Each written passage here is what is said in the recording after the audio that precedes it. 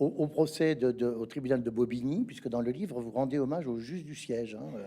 Hein. Vous dites, c'est les gardiens, c'est les derniers gardiens. Voilà, il reste plus que ça. C'est ce que vous dites.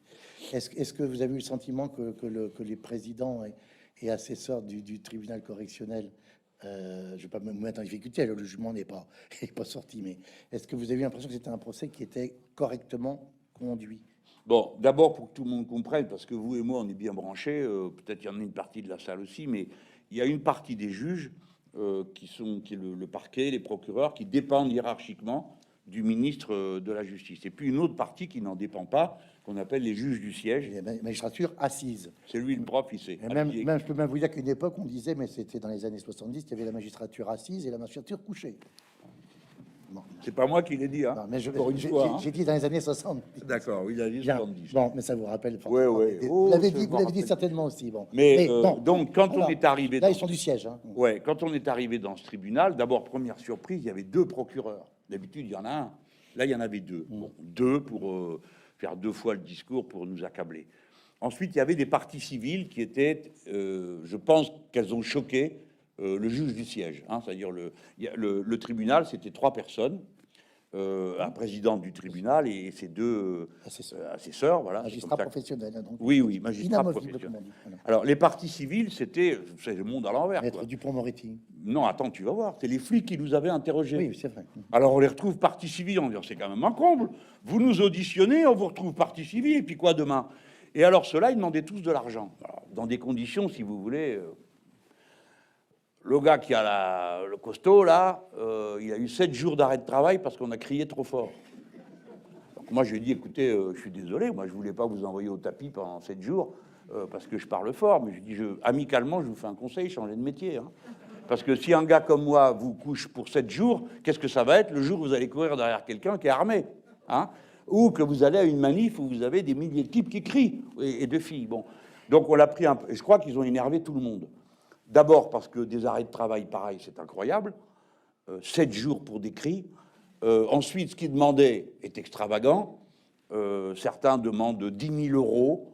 Il y a un lobby, vous savez, des gens qui viennent pour prendre de l'argent dans ces circonstances. Et il y a eu un article dans, je crois que c'est Le Monde, ou Le Monde, pas Le Monde, c'est pas possible, mais Le Monde diplomatique, je crois, qui fait état de ce lobby de gens qui, à chaque procès, viennent et demandent des indemnités. C'était une situation incroyable. Le chef du service de police, dont je vous ai parlé tout à l'heure, les 100 types sont mobilisés, il vient, il est partie civile.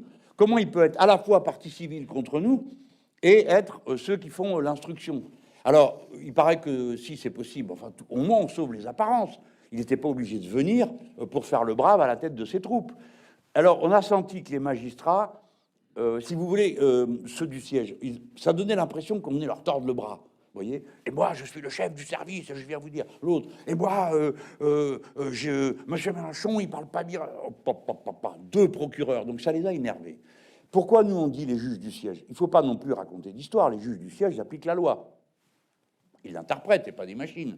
J'étais quand même obligé de le rappeler. Hein. Il y a peut-être 10 ans de prison et 100 000 euros d'amende, mais c'est pas un algorithme. Hein. C'est une personne humaine qui donc sait ce que c'est l'humanité, d'être réveillé à 7 heures du matin, etc. etc. Bon, j'ai eu le sentiment qu'ils n'appréciaient pas qu'on leur torde le bras comme ça, qu'on fasse pression sur eux. Et ils ont été, honnêtement, on a eu le sentiment qu'on était écoutés. Voilà. Après, bon, je me fais pas trop d'illusions. Hein. Le parquet a déjà annoncé que si j'étais pas assez puni, il ferait appel. La libération de Lula, ça vous a surpris? Vous y attendiez? Ça m'a enchanté.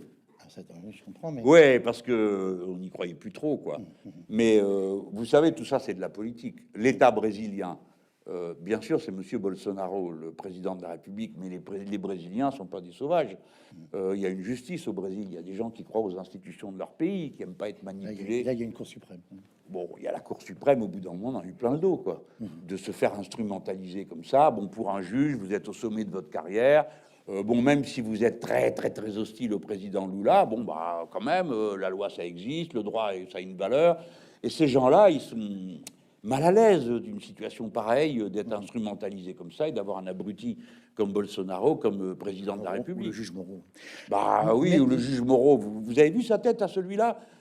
Il a l'air, on dirait, je sais pas quoi, qu'on vient de lui voler son portefeuille, et vous avez à côté le juge Perruot, qui a l'air tout content, comme si lui, au contraire, on venait lui donner une glace au chocolat, et ils sont tous les deux ensemble. C'est un spectacle terrible de voir ces gens dans cette connivence de brutalité, mais il y a des gens, encore une fois, c'est pas des gens de mon bord politique, mais qui respectent les lois, qui croient à leur pays, qui croient à la justice. C'est pour ça que voilà.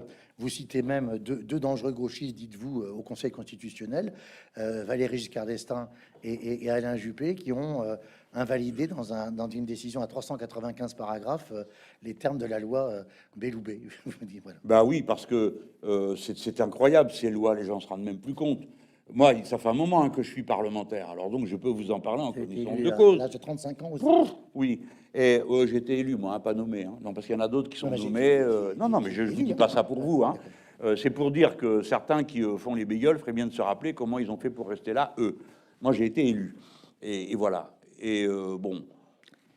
J'en ai vu. Non, mais attends. Une loi antiterroriste par an, ça fait quand même beaucoup. Alors, on pourrait dire, ah oui, mais les terroristes sont de plus en plus dangereux. Ben, peut-être bien, mais personne n'a jamais fait le bilan de toutes ces lois. Donc, tous les ans, on vote une loi. Alors, un coup, c'est les immigrés, le coup d'après, c'est les terroristes. Ça dépend, mais c'est toujours la même chose. Hein. Le fond est toujours le même. Et depuis 20 ans, personne n'a fait de bilan de l'efficacité des mesures qui ont été prises. Le sommet de l'hypocrisie que j'ai vu, c'est les macronistes, une fois de plus.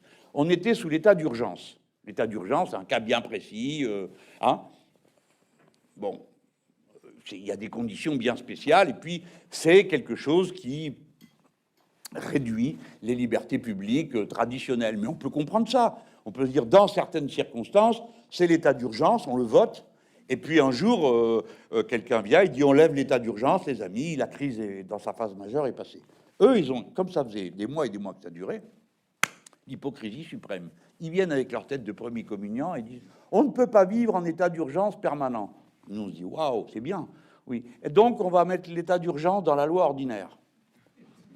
Donc, on enlève la... Mais le contenu, c'est le même. Donc, tout le contenu de l'état d'urgence a été mis dans la loi ordinaire. Alors, ça veut dire toutes sortes de débordements sont possibles, mais les gens n'arrivent plus à suivre. Donc, ils se disent, bon, on ne sait pas. Puis on leur dit, oui, c'est contre les terroristes. Puis après, on vous donne l'argument suprême. Si vous n'avez rien à vous reprocher, pourquoi êtes-vous inquiet? Mais avec ça, vous supprimez la démocratie. Hein.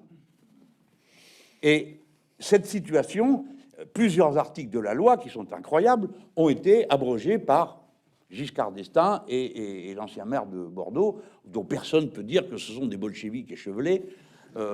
Échevelés, non, il y a peu de risque. Hein, on va s'arrêter sur ce mot, si vous voulez bien. Jean-Luc Mélenchon. Merci.